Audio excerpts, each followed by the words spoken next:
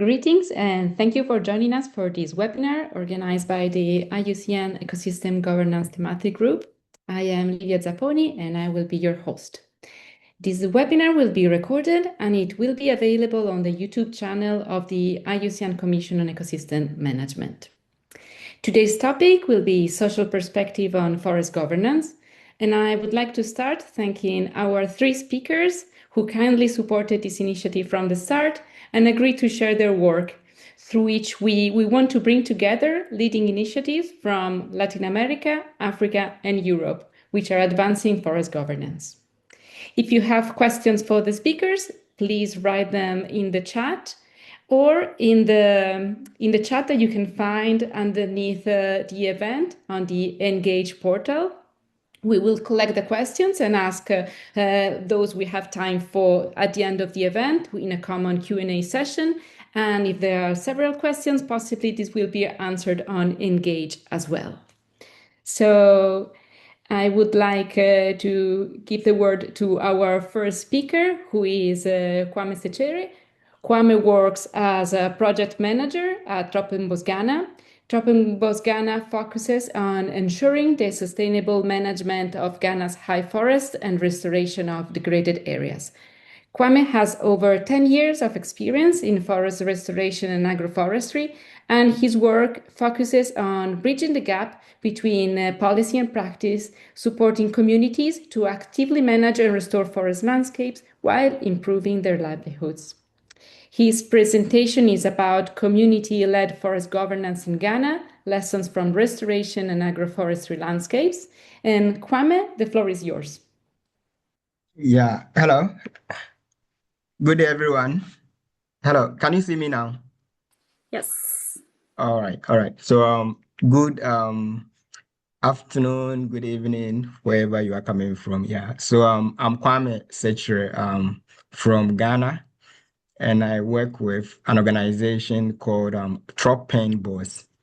So basically, Tropenbos is an environmental NGO. So in Ghana, we are one of the leading organizations dedicated to sustainable forest management and landscape restoration. So I'm happy to be here to share something on community-led forest governance in Ghana. So it's something that I've been working on for the past decade. Yes, so I'm happy to share with you some of the lessons that we've gone through over the years and also some experience that we've experienced so that at least it will be a lesson from our side. A moment.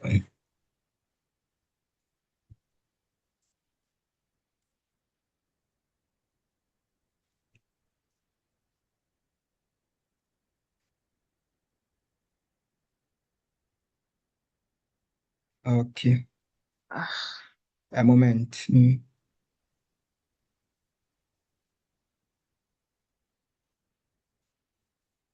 Okay. Yeah. Can you see the screen now? Yes. All right. So basically the perspective from forest, being as a source of livelihood from the communities is an important thing that we need to also consider, because in Ghana, millions of Ghanaians, the forest is more or less, it's not just a backdrop, it is a source of food, water, medicine, and income.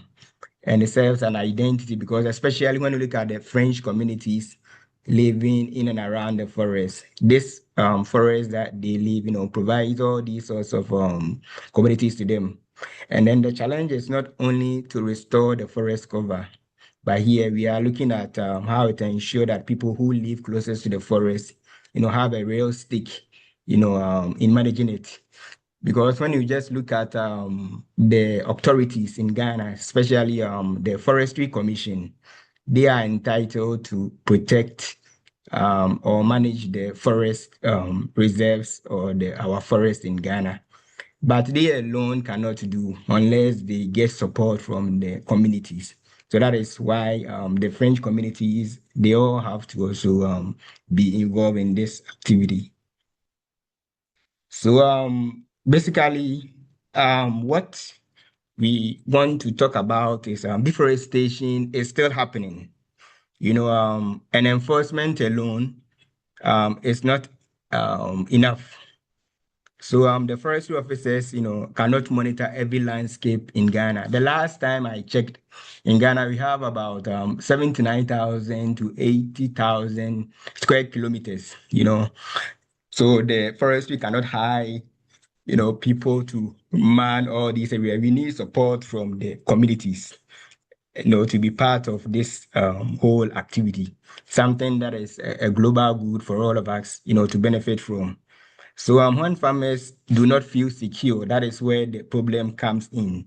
And then then they lose some kind of motivation to support the whole process. Yes. So in Tropenbos, in order to address these challenges, we have approaches that we look at. So the first one that we are looking at is more or less community first engagement, which I will delve into as we move forward. We're also looking at strengthening local governance. So in our case, we have something that we call community resource management committees. The local bodies who support managing the forest from the local perspective. So here, the committee members are more or less members of the whole community. How they do is that they select representatives from the respective groups. So it can be a women's group, youth group, reps from the traditional authority. And then the next one that we also looking at is linking restoration to livelihood. Because if you ask someone to protect or conserve the forest and then the person do not have a stable income or livelihood, how do you expect the person to continue? This is also something that we take consideration like when we are working. And also the next one is the models. In restoration, wherever you are working, you have to also pay attention to what the community wants. So there can be several models that we can look at: the modified tonja, enrichment planting, also providing community nursery, shared timber benefits, intercropping. So, these models, one, to apply them depends on the specific intervention that you are bringing, the proposal or concept that you've done, or with the communities, that is what you are going to. So based on what you are going to present or show within the community, that's the model that you use based on the specific intervention that you want to implement. So with this said, we will start with the community first engagement. When you are starting any intervention, it's important that you go through the right channel. You first meet the chiefs who are the custodian, of the land, and also you tell them about the mission purpose for which you are here. And then there will be a gathering which you need more or less consent from the communities, so more or less free, prior, informed consent, so that at least they are aware of your mission purpose. Because at the end of the day, you are only coming there for a time. If they don't give a buy-in, once you go, they will just resort to whatever they are doing initially. And it should also looking at more or less an inclusive participation, in our setting, especially the community setting. At times, the women don't voice out. So during meetings, you try as much as possible to bring a lot of women, like make advent, like intentional, approaches to say, oh, I want 30% of women or youth, so at least their voices. And also even during proceedings, you try as much as possible to hear their voices. Do you get it? So that at least at the end of the day, it's more or less a collective approach. And then once you also tell them, and then if you have any intervention to do within the community, you also seek their opinion, their consent, consultation, especially assuming you want to establish a nursery, you throw it out to them that where will be the suitable place. They all consult each other, and then maybe you tell them the criteria that you want.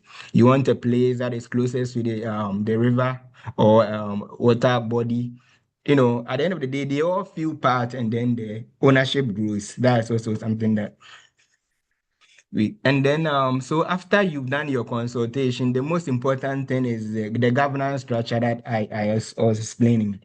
So in our case, we call something Community Resource Management Committee. So this one is more or less a channel that is used to send, so they are more or less, they send information to the broader community. So we intentionally build their capacities because they are comprised of members of the community themselves, and then they are elected representatives. Do you get it? Yeah, so that is how they approach it. And at the end of the day, they are expected to listen to whatever you are bringing on board and then continually do the work in your absence. After building their capacities, especially if you are raising nurseries, you bring them the seeds they are expected to plant, and also continually telling the members about the importance of restoration and also all the other interventions that you are bringing on board. So that is also something that we do. So what it does is it plans land use and restoration sites. So the governance, once you have it, and also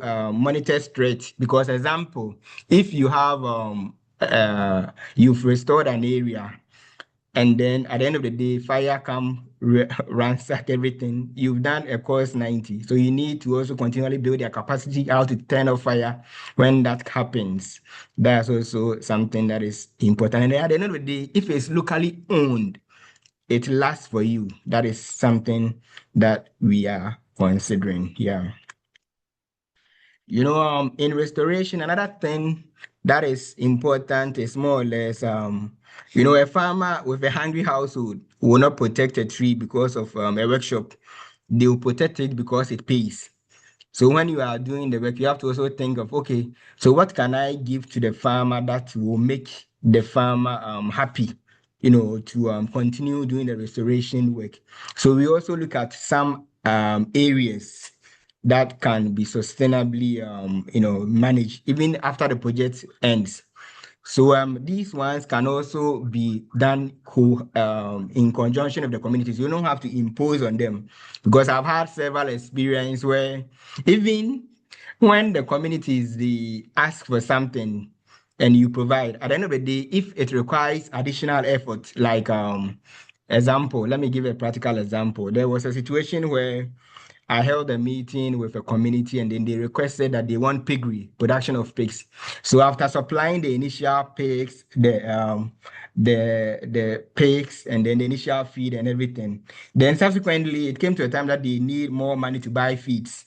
Do you get it? And then a lot of them were just drawing away here and there. But eventually I came to realize that so you have to do a thorough investigation with them and then look at something that is last. At least once you set up, they can easily get the materials to continue. So a typical example is with the bee.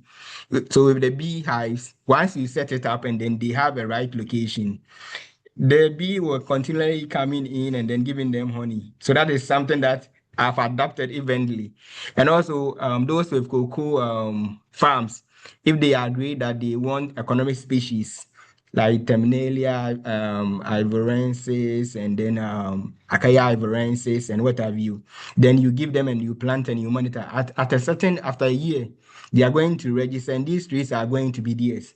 Do you get it? And also there is something that we call village savings and loans. So with this one, it has become a backbone of many farmers because farmers usually they are more or less seasonal, especially with the cocoa farmers. They wait, maybe put a lot of money into their produce, and then at the end of maybe the year, that's when they harvest. So during the first quarter of the year, when you ask some of any money, they will be found wanting. So if they have these systems like the village savings and loans, that they can easily go in for loans at a reduced price. They are able to, pay off some of their initial money requirements and what have you. So that is also something that we do encourage. And also there are also some farmers who don't have cocoa farmers, but they have bare lands or they have croplands that they want to plant trees. We also encourage these acts. So that is also something that we do to support their livelihoods. Yes, and then in terms of the different landscape needs, so restoration models they have several aspects. So when you are going to the community or the district that you are working, you have to make sure that you work in line with the communities and then you all agree on the specific model that works. So a typical example is with the modified Stonja system. So here, the farmers intercrop food and timber on the graded reserve. And at the end of the day, they benefit the timber. Here, what happens is there are two folds. The Forestry Commission, within the forest reserve, they can identify the degraded area. And then the French communities or communities that are close by, they can reach out to them that, one, you can come and take these seedlings, make sure you allow them to grow to the canopy level.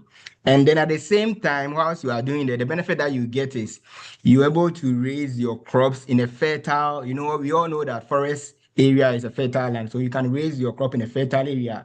But the condition is when the canopy closes, that is when the tree reaches maturity, you have to leave to another place. You get it. And then another benefit that they get is the sharing of benefits.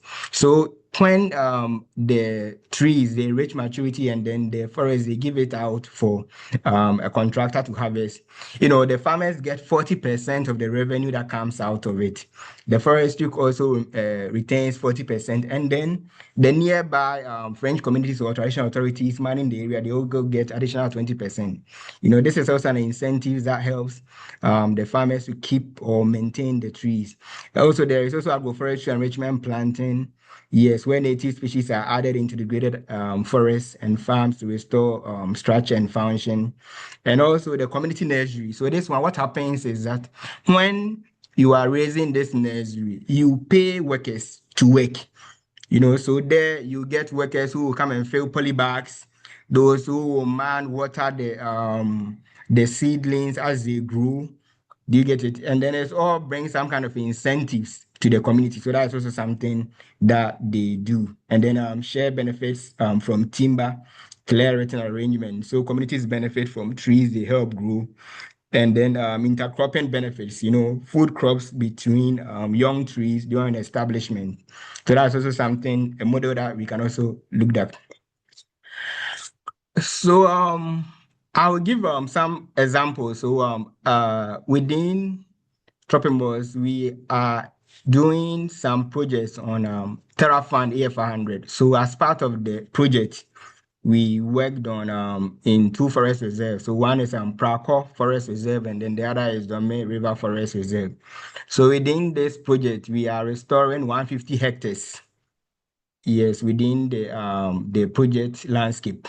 So out of the 150, 140 is in the forest reserve, and then the other 10 is in cocoa agroforestry. So within the forest reserve, so now thousands of seedlings are planted across the graded reserves compartment. And then we've also created local jobs through the nursery operations, planting, and those who are also making sure that fire don't catch the areas and the patrol rules. And then the stronger local ownership also that we've also instilled. So the communities, they've been advised that what we are doing at the end of the day, they have a say in it. Do you get it? Yes. And then day-to-day coordination, with the Forestry Commission, anchored share plan. So even with this relationship that we have, what has happened is that now the communities, they have strong relationship with the forestry. It has bridged that gap because at times the government officials were at one side, the community were at the other side. But now these relationships are being bridged, and that is also an important thing that we can look at. Yeah. And another project that I can also share is we call it Asasi project. So this one is accessible soils and sustainable environment. So basically, this project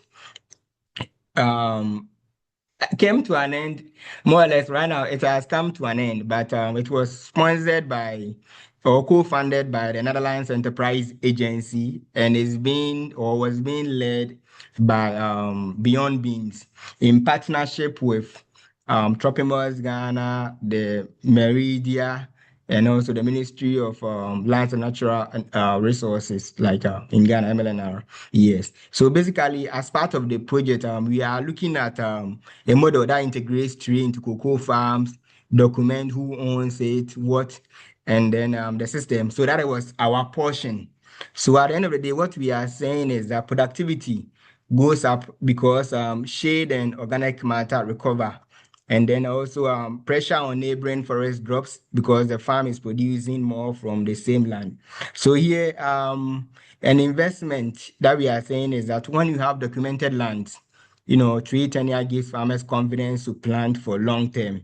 So as part of the project, we try as much as possible to raise nurseries, and then we planted trees in cocoa farms. Also, we had some agricultural lands that we did plant, and also we made sure that the farmers that we were working with, their farms were documented.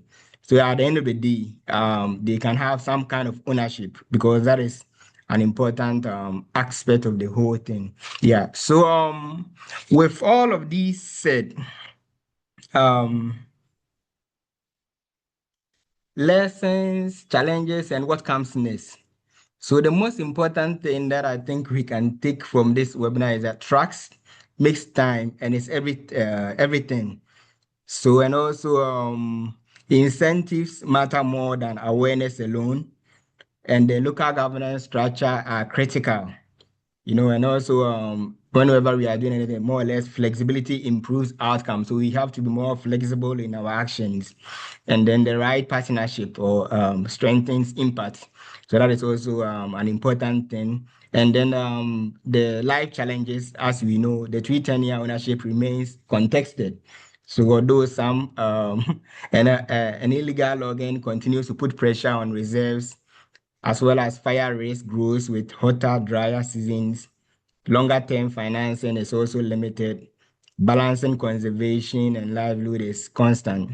So what next is scale community-led models to new landscapes. So it's important that these approaches are also looked at onto different landscapes, and then we expand access to climate and restoration finance, as well as strengthen monitoring systems on the ground, and we push policy reforms on tree tenure and invest in youth and green jobs. So these are the things that I believe are very essential. So to close this is not a side strategy. So a community-led governance is necessary part to forests that last. So what I would say is that when community owns the process, the trees stay in the ground and planting turn into forest, and forest turns into legacy. So thank you, and I'll be glad to take questions. Yeah. Thank you very much, Kwame, for these valuable and inspiring insights. It was very interesting. Our second speaker is Sheila Sotero Delgado.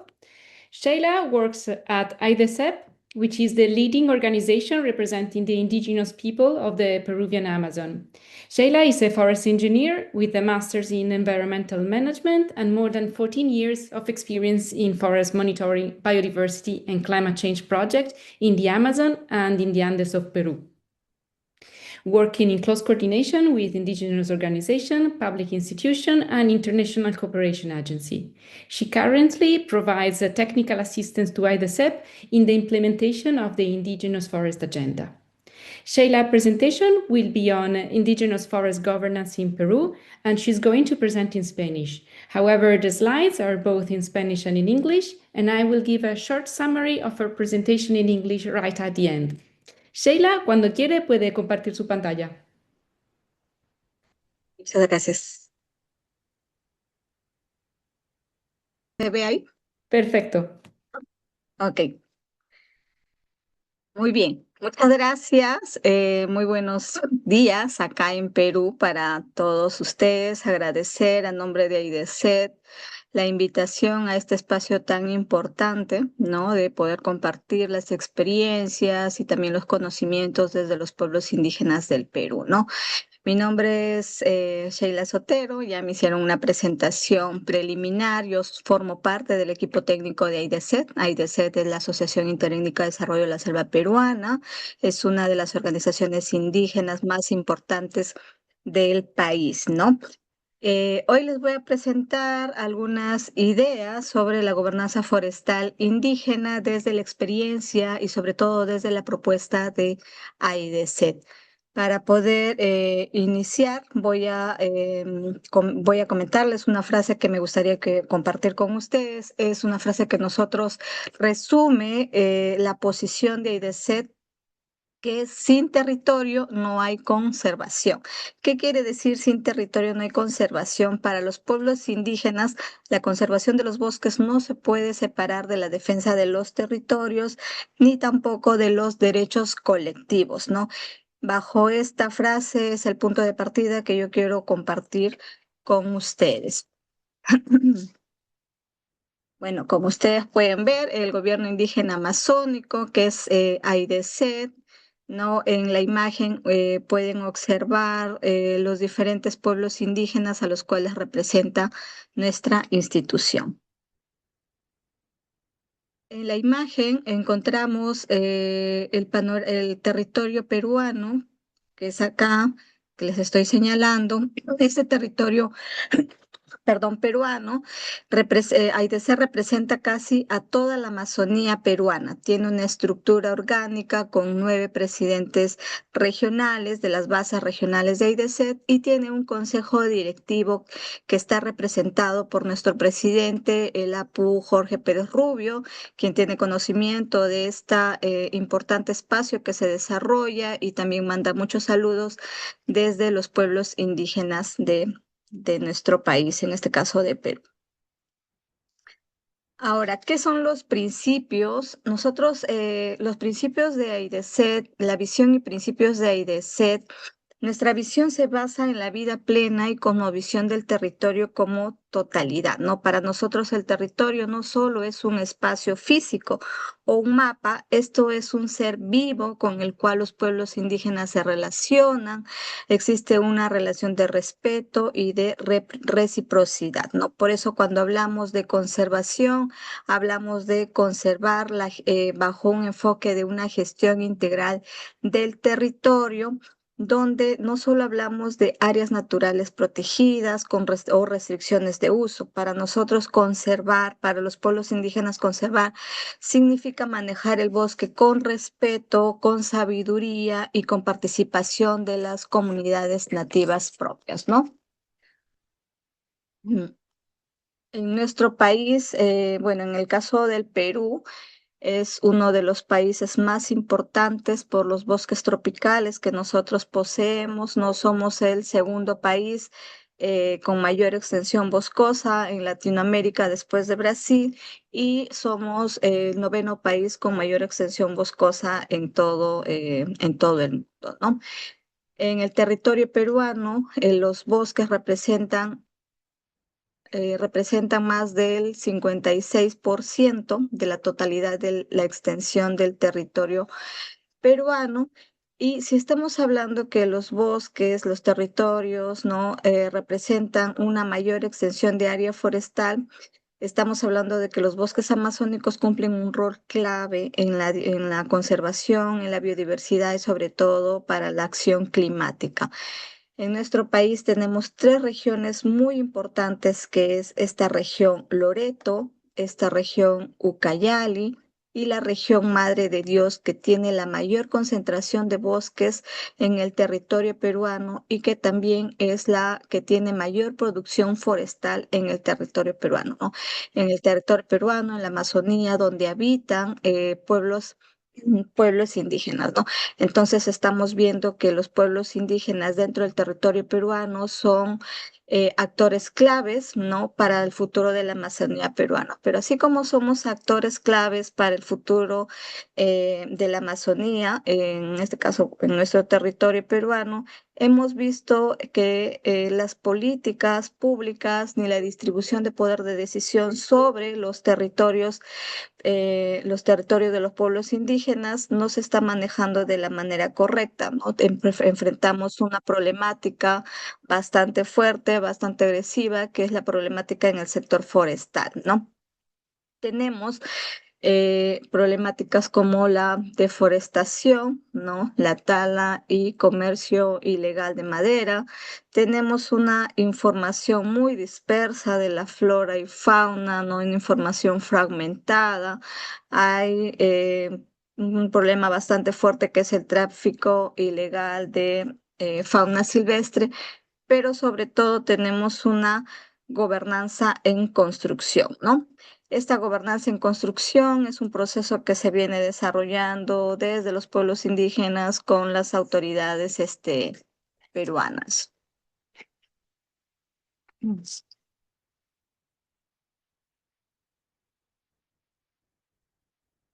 Bien, cuando hablamos de gobernanza forestal indígena, hablamos de un conjunto de decisiones, de normas, instituciones y prácticas mediante las cuales los pueblos indígenas controlan, gestionan y se benefician en sus bosques, ¿no? Pero estas decisiones están basadas en los derechos colectivos de los pueblos indígenas en los territorios titulados, pero sobre todo en el respeto a la cosmovisión de los pueblos indígenas, ¿no? Entonces, el objetivo, tenemos, cuando hablamos de gobernanza forestal indígena, hablamos de gobernanza territorial también indígena, ¿no? Para nosotros el territorio es la base fundamental de la existencia de los pueblos indígenas, ¿no? Perdón. Un componente clave del manejo forestal indígena es el manejo forestal comunitario, ¿no? Que no solo se trata de permitir que las comunidades aprovechen la madera o los productos no forestales, sino se trata de que participen en un escenario justo, en un escenario donde se respete los derechos colectivos, donde se respete la cosmovisión de los pueblos indígenas y sobre todo también se respete las formas de organización de los pueblos indígenas, ¿no? Por eso mencionamos que los actores territoriales son quienes deciden, quienes reportan y quienes gobiernan. Como les mencionaba anteriormente, el 20% del territorio amazónico en el Perú pertenece a territorios indígenas. Ahora yo les voy a comentar un poco sobre la Agenda Forestal Indígena. La Agenda Forestal Indígena es un documento, ¿no? Donde engloba un conjunto de medidas, de políticas e intervenciones consideradas prioritarias para las organizaciones indígenas por su atención por parte del Estado, ¿no? Es importante señalar que esta agenda forestal indígena se construyó bajo un proceso participativo donde los pueblos indígenas a través de sus representantes dieron aportes, se construyó bajo un enfoque de respeto a la cosmovisión, respeto al territorio, ¿no?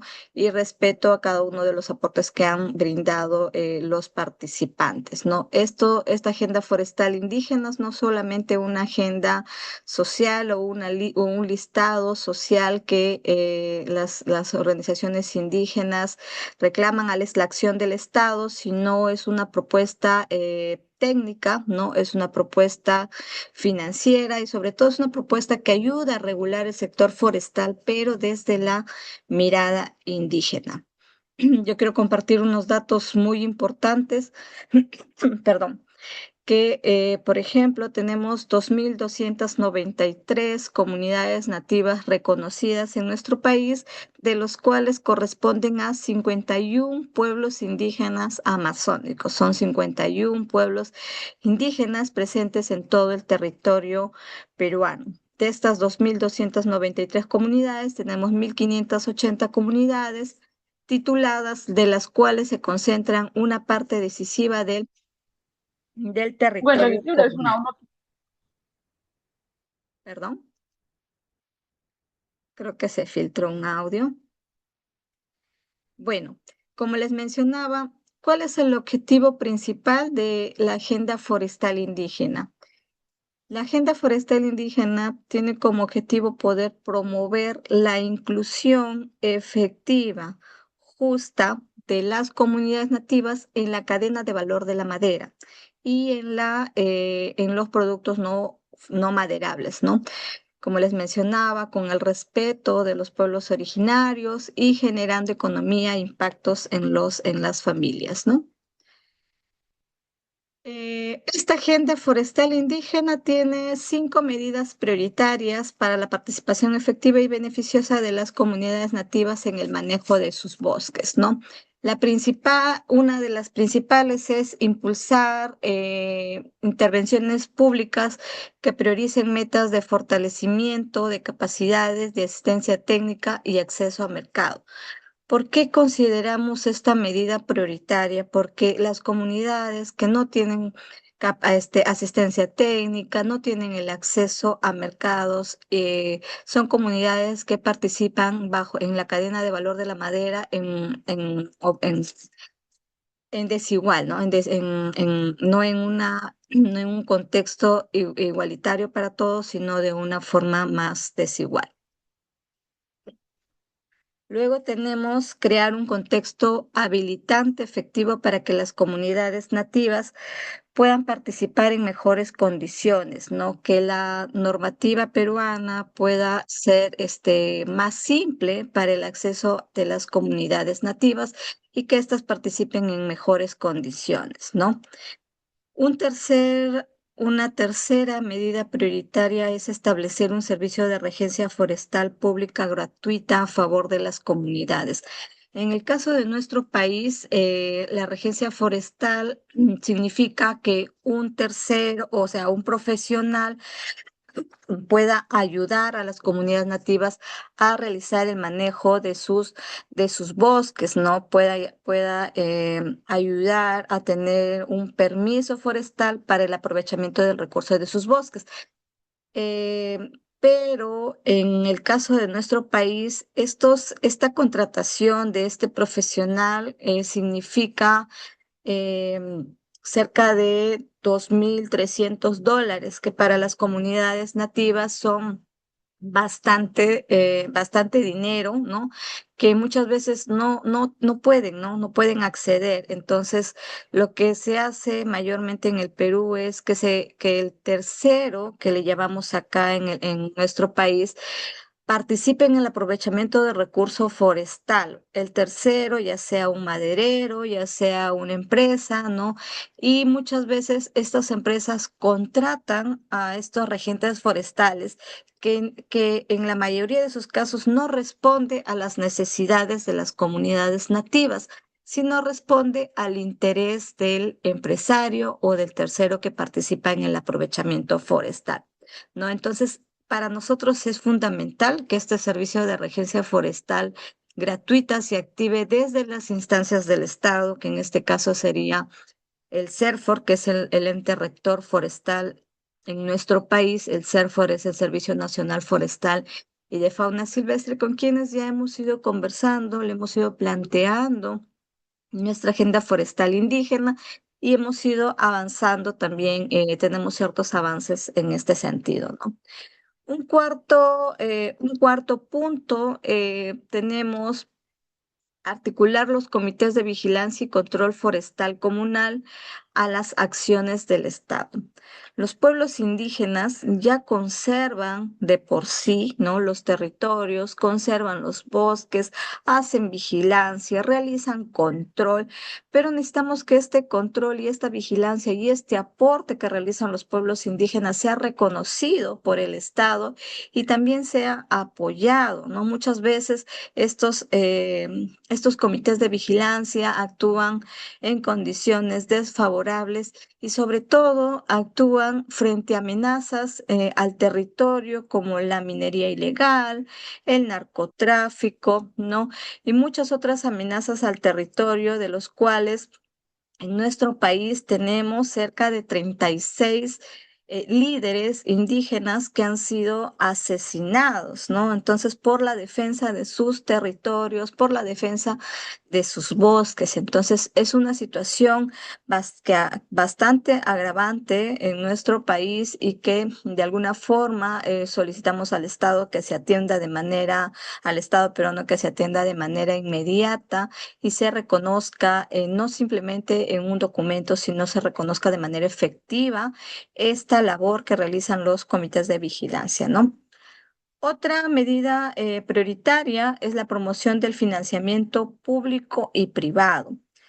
un financiamiento que llegue o que aterrice directamente a los territorios indígenas. Si los territorios indígenas son los que están conservando, son los que están aportando a la conservación de los bosques, están aportando también a la acción climática, ¿no? Entonces es necesario que los fondos que se obtienen de diversas fuentes de financiamiento aterricen directamente a los territorios, ¿no? Que se promueva no solamente el financiamiento público, sino también el financiamiento privado.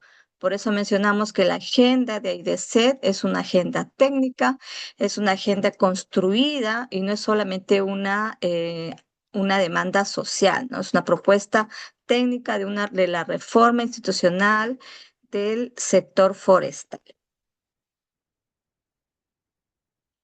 Ahora, desde los pueblos indígenas tenemos diversas demandas concretas, ¿no? Las cuales las hemos dividido en tres partes, ¿no? Una al Estado peruano, la siguiente a la comunidad internacional y una última a los aliados, ¿no? ¿Qué es lo que demandan los pueblos indígenas al Estado peruano? La base fundamental, como les mencionaba en un inicio, es el territorio, asegurar el territorio de las comunidades nativas.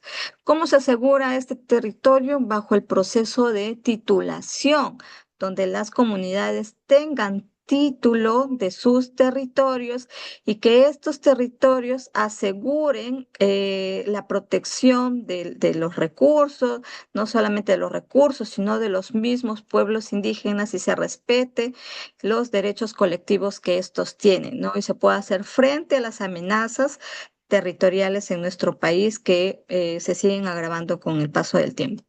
La segunda es la regencia forestal pública gratuita, ¿no? Con una atención articulada a los pueblos indígenas y que sobre todo no genere costos para las comunidades nativas.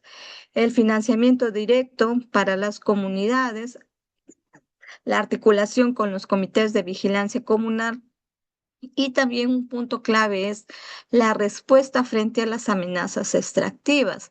Como les mencionaba, hay cerca de 36 líderes que han sido asesinados por la defensa de sus territorios, ¿no? Y esto se sigue agravando con las actividades ilegales que se están expandiendo en nuestro país. A la comunidad internacional, ¿qué es lo que pedimos? El reconocimiento de la gobernanza indígena, ¿no? El reconocimiento de la estructura de la gobernanza indígena, de la estructura del movimiento indígena. También pedimos que el financiamiento climático directo y flexible, que se haga incidencia en los espacios internacionales, que este financiamiento llegue directamente a los territorios. Un tercer punto que solicitamos o tenemos como demanda es el respeto a la autonomía territorial, ¿no? Los pueblos deciden, los pueblos gobiernan y los pueblos reportan. Otra demanda es el apoyo a la conservación con derechos y compromisos reales, ¿no? Compromisos reales que no sean compromisos que figuren solamente en un documento, sino sean compromisos simbólicos, sino que sean compromisos que puedan tener acciones concretas en los territorios. ¿Qué es lo que pedimos a los aliados, no? Que su acción que puedan tener esté alineada con la agenda indígena, esta agenda que ha sido construida desde las bases regionales de AIDESET. Fortalecer las capacidades comunales. Una comunidad que tiene sus capacidades fortalecidas va a ser una comunidad un pueblo indígena que va a hacer respetar sus derechos, va a participar en mejores condiciones, ¿no? Impulsar el acceso a mercados justos. ¿Qué es lo que pasa en nuestro país? Es que en la mayoría de los casos, las comunidades que cuentan con un permiso de aprovechamiento forestal no tienen, no realizan la extracción del recurso como tal, sino que participa un tercero en este aprovechamiento, ¿no? Entonces muchas veces se paga el costo de este recurso mucho menos a lo que está en el mercado, ¿no? Respetar la vigilancia y la gobernanza territorial y defender el financiamiento directo indígena, ¿no?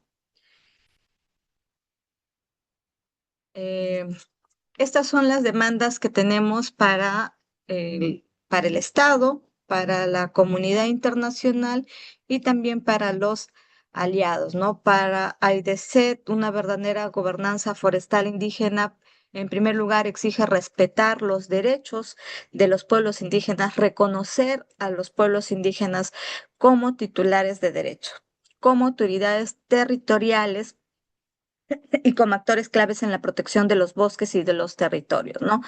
Fortalecer los territorios y la autonomía de los pueblos indígenas no es solo una cuestión de justicia histórica, sino es una condición indispensable para la supervivencia de la Amazonía y para el llamado de la acción climática. Como les mencionaba, esto es lo que trabajamos desde AIDC, desde la mirada de los pueblos indígenas. Y al inicio de la presentación yo les mencioné una frase, ¿no? Que es la frase que como AIDC engloba nuestra posición, ¿no? Sin territorio no hay conservación. Y si no hacemos un llamado a la acción desde la comunidad internacional, hacemos un llamado a la acción a la comunidad internacional, al Estado y a los aliados a ayudarnos a fortalecer nuestra gobernanza, ¿no? Respetando los derechos de los pueblos indígenas, respetándonos como titulares de derechos y como actores claves en la protección de los bosques, ¿no? Bueno, esto es es lo que les he podido compartir desde Muchísimas la mirada gracias, de Sheila. AIDESET. Muchísimas gracias por contarnos el importantísimo trabajo que están haciendo.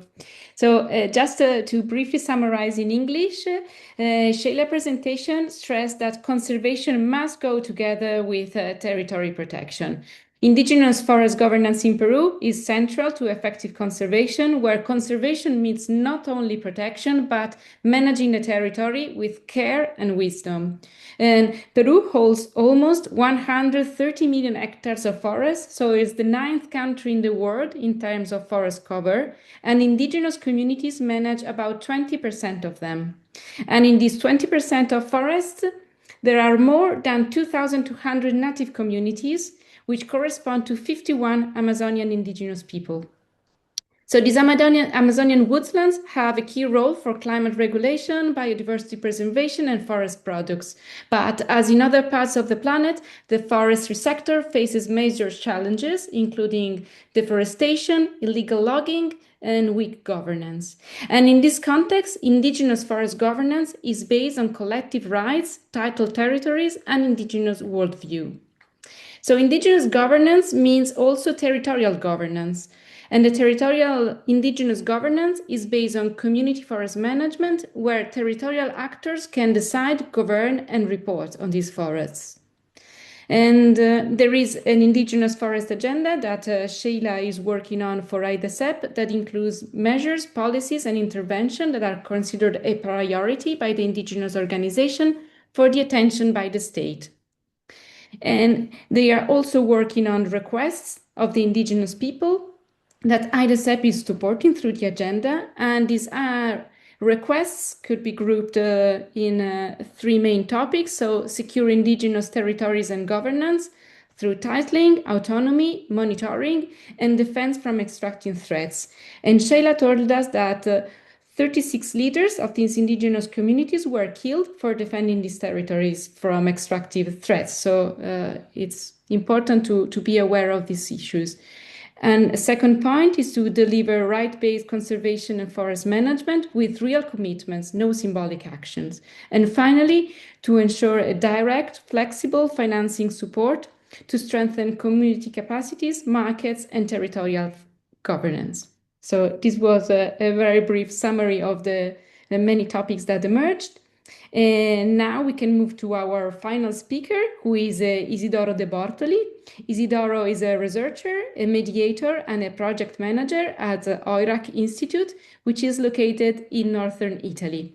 He holds 3 masters in private international law, in World Natural Heritage Management, and in Euro planning.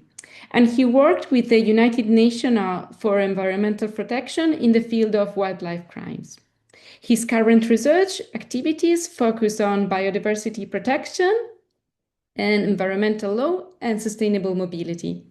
Isidoro's presentation is about strengthening inclusive forest governance in the Carpathians, youth insights from the Central Mountain Project.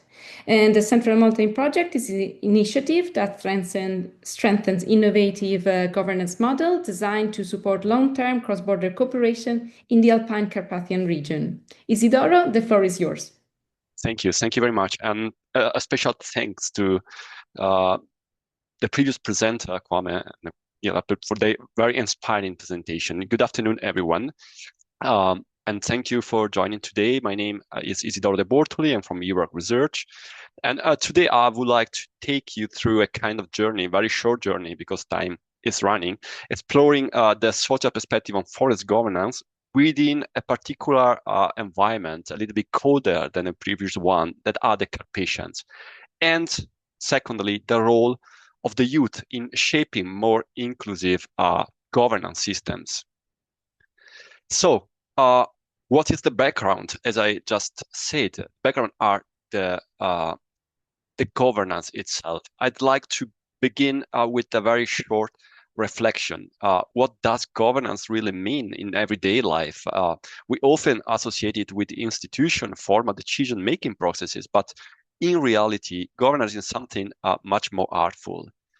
You know, governance shape how people interact with the environment, how resources are managed. We have just seen from the previous presentation, and how inclusive decisions are, if they are, of course. As someone said, governance is not about itself power, but about the quiet difference it makes in people's lives. And I'm referring to a Kwame presentation. I really like the sentence, we start with people. It's very important. The Carpathians, as I mentioned, we are pretty far away from Peru and also from Ghana. But let me briefly introduce the context, which is very important. As you can see, we are talking about 7 different countries, a very huge mountain range. The Carpathians are one of Europe's most valuable natural regions from every perspective. They are home at 70 million people first, but they also contain major river systems, some of the last remaining primeval forests, especially in Europe. They are also hosting large carnivores like birds, wolves, lynxes, species that have been disappeared for many other parts of the continent. So this is just not an ecological hotspot. The Carpathians are also a kind of framework where governance really make the difference. What the Carpathian Convention is, and I'm now talking about pure governance mechanisms, because of its complexity and because of the complexity of governance itself, the Carpathian Convention is a very important legal framework. It was initiated in 2000, and it aims basically to ensure environmental protection and, of course, also sustainable development across all the 7 regions. It has been adopted in Kiev, so it's very important to remark it. And the process that brought so far is a very long process that lasts from almost 20 years, as you can see. So,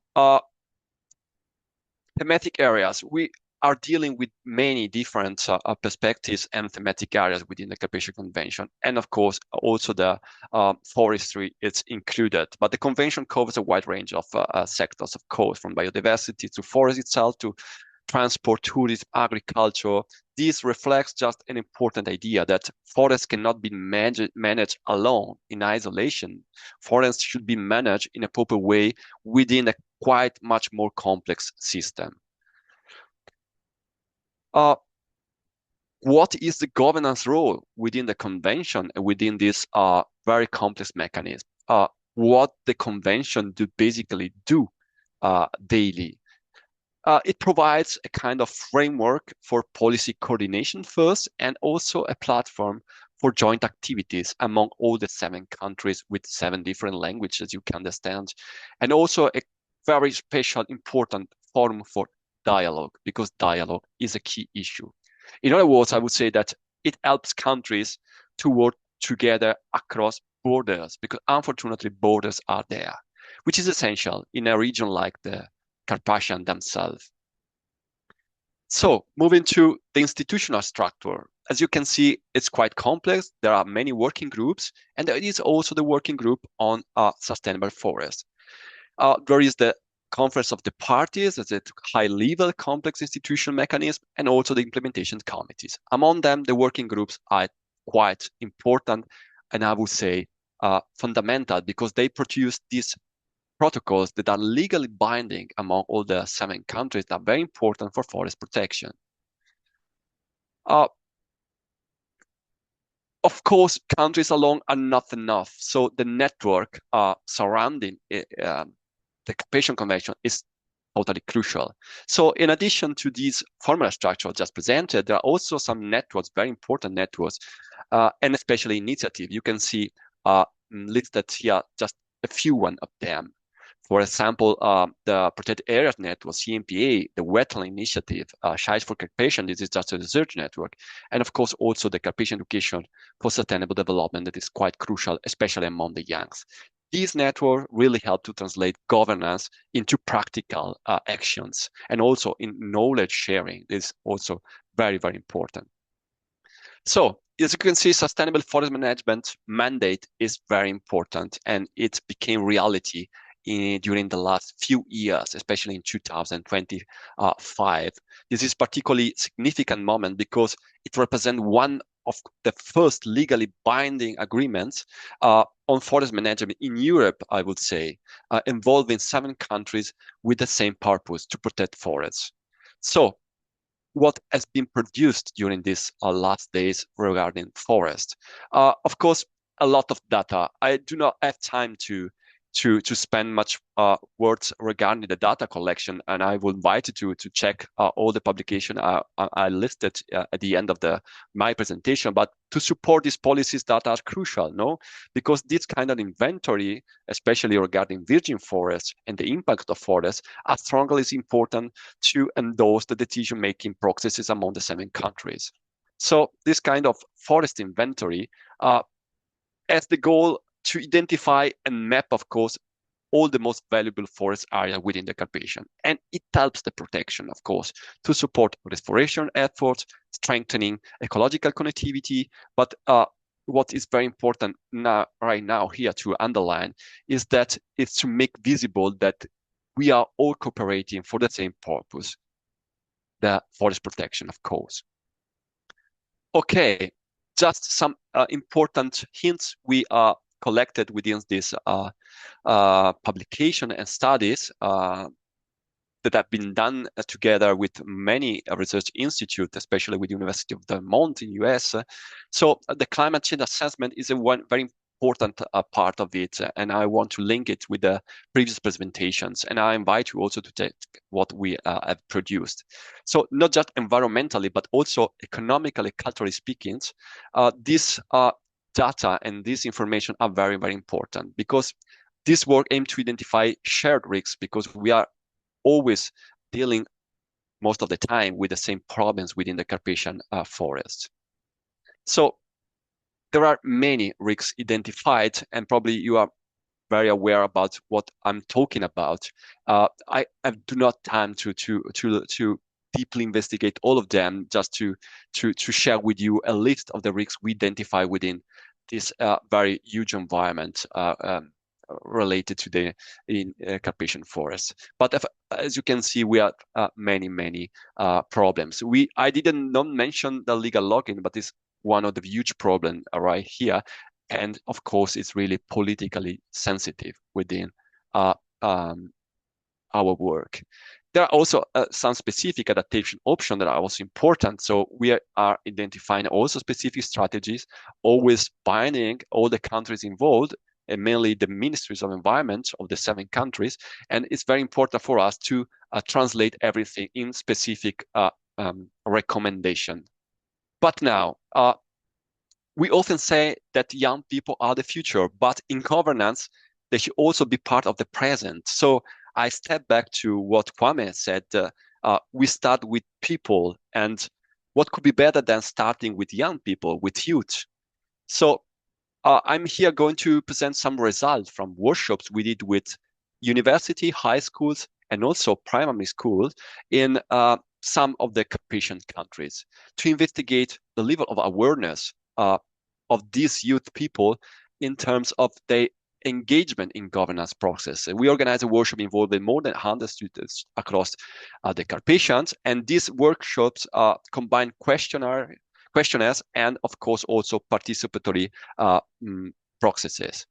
We asked them questions such: what would you like to influence in your environment? Are you aware of participation initiatives? Do you know cross-border in governance structure in your region? What is the level of their awareness? This is very important. So we also, of course, collect some concrete results. One key issue that emerged is awareness. Now, as you can understand, many young people are not familiar with governance process or participation opportunities as well.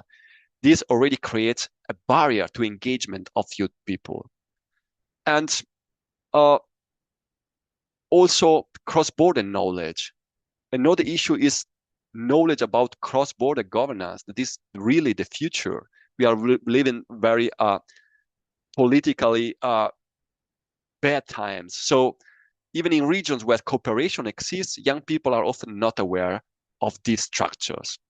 Here you can see some result of the question. It's quite interesting to analyze the result of the answer. They are feeling to prefer a more active role in decision making regarding environmental perspectives, and forest is playing a very important role and part, of course. And this is another very important question to understand what is a real barrier in their perspective. When asked about challenges, students, especially the younger, highlighted issues like environmental degradation, lack of opportunities, but especially socioeconomic difficulties in mountain regions. And mountains are hosting the most important forests everywhere. So they also identified barriers to participations, like the lack of information they are gathering or receiving from local governments in local institutions, and especially a very weak communication from institutions themselves. Another very interesting question. No, so they do not feel really engaged in these processes in their daily work. So once again, how do they feel close to the environmental protection, especially also to the forestry topic? Is pretty interesting. But at the same time, how can we engage them in these processes, especially because we are taking the decision, they are driving the future, especially in the future. I'm sorry for this slide is not very visible, but it was curious not to understand what are the very obstacles to be engaged in their daily life in these processes. And of course, the lack of initiative also from themselves is quite evident, but especially from politics. So some results and some common challenges I would like to sum up to come to the end to my presentation. Overall, students feel that communication from public authority is not effective, but they also feel that their involvement is limited and they lack very clear reference points for engagement, who they should talk to. This is very important. And there are some structural issues. Beyond that, participation often remains fragmented. You can imagine among 7 countries, it's quite complex. But there are initiatives, no? There are not always connected to these levers, but continuity should vary endorsed by who this decision is endorsed to be taken. So to really try to come up to some very closing remarks, from a policy perspective, this leads to several recommendations. I do not have time to list all of them, but we need stronger multilateral governance. We have seen also from the presentation in Peru, better coordination, of course, and more flexible territorial approaches, because communities that we have seen during this hour is strongly important. And we also need to reduce the fragmentation and focus on shared objectives, not stay alone fighting the same purposes. Too many disconnected initiatives can reduce really, especially in this framework, the overall impact of governance efforts really. So I really want to conclude. You can download all the publication we did within this project called Central Mount. That's a very inspiring project working together with youth, but also with governance within environmental issues. Forest governance is not just about managing ecosystem, as you have seen. It's also about connecting people and places and communities. And most importantly, it's also about ensuring that future generations that are fighting every day to find their place in the world are actively involved in shape these processes. And it's very, very difficult. I know it's a mission. So thank you very much for your attention. If you are interested in learning more, just text me or email me, and feel free to reach out me whenever you want. And I would like to end with a simple but powerful talk. He who plants or she, sorry, trees loves others beside himself. Thank you very much. Thank you very much, Isidoro. It's great to close our session with bringing youth on the center of the conversation. So we have just 5 minutes for questions. We have one question about, so it was obvious that there were some linkages between the different situation that our three speakers mentioned, but also some points of contact and some differences. And what Neil asks, if you think that you are talking about the same local leadership structures, and if you find differences between the leadership structure that you are describing, if these differences are related to the political context or to other factors. Para Sheila, nos preguntan, para confrontar las tres presentaciones, si las diferencias de la governance local que podemos confrontar entre los distintos países son dictadas por el contexto político o por otros factores que también afectan y caracterizan la gobernanza de las distintas situaciones. So, 1 minuto para cada uno, 1 minute for each speaker, so that we can wrap up at the end.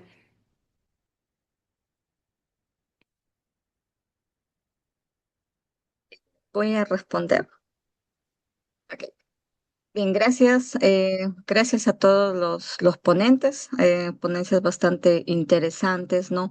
Para responder un poco la pregunta, en el caso de la realidad peruana, el poder empoderar a las comunidades ha sido una lucha bastante fuerte, ¿no? Desde las organizaciones bases de AIDESET, por ejemplo, en el caso de Perú tenemos una gobernanza indígena, representado por AIDESET, que es la máxima organización nacional, ¿no? Indígena. Luego tenemos nuestras bases regionales, nuestras bases federativas y aterrizamos en nuestras bases de comunidades nativas. Entonces, es un trabajo que se ha realizado, que se ha ido fortaleciendo, y el contexto político también influye bastante.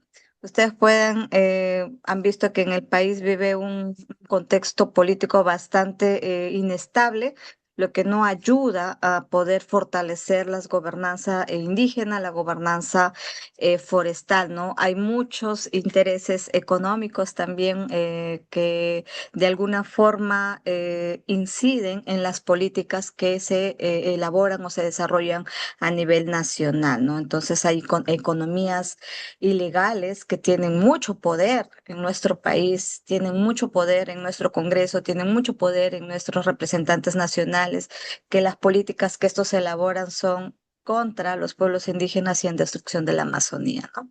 Muchas gracias. Muchas gracias. Who goes next, Kwame or Isidoro? Yeah, Livia. So can you read the question again? What is the...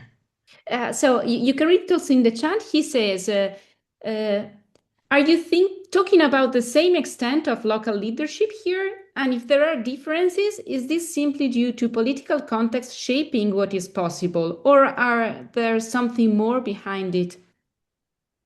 Yeah, so what I can say about this is that usually the difference, so from our case, like when you look at different landscapes, they are usually within the same setting. Because, example, if you want to set up a governance structure, and then you are looking at the people behind it, you make sure that it's more or less an inclusive aspect. So you look at those who are committed, those who have time. Do you get it? So it's not like something that is imposed from a top down. So like it's from the bottom up. So they work for the betterment of the community. So that is basically how we look at it. So it's something that is more an inclusive setting. So we look at people who are willing to participate in this action. So this is what I would say towards it. Thank you. Yeah, I'm not sure we are. It's difficult to understand if we are at the same extent of local leadership. I don't think so, because in the Carpathians, having 7 countries as such legal document as the Carpathian Convention is, it's really difficult. What I can say is that is totally true. The context is really strongly shaped by politics. This is for sure true in the case of the Carpathians. So. But we should keep on working these directions, because it's strongly difficult, especially within the Carpathian, just thanks to how many different governments are ruling these topics with different perspectives, different opinions. But since the Carpathian are really a kind of link among all these countries, burdening all the same problems, it's really fundamental to find the right way to keep on working together. Otherwise, we will have risks to fragment even much more our strongly important environment, such as the Carpathians. Well, I think that our time is up. I'm very, very grateful to our speakers. I think that the result exceeds my expectation, because for me it's very special to see the synergies and topics that merge together and bring new questions and new ideas for the future. So thanks everyone for attending this webinar. Don't forget to visit IUCN Commission on Ecosystem Management webpage and IUCN Engage portal to learn more about the work of the Commission. And finally, I would like again to say a huge thank you to the 3 speakers who shared their time and expertise and presented us with many real-life successful experience on how to create synergies that support both local inhabitants and forest biodiversity. So thanks a lot to everyone, and have a nice day.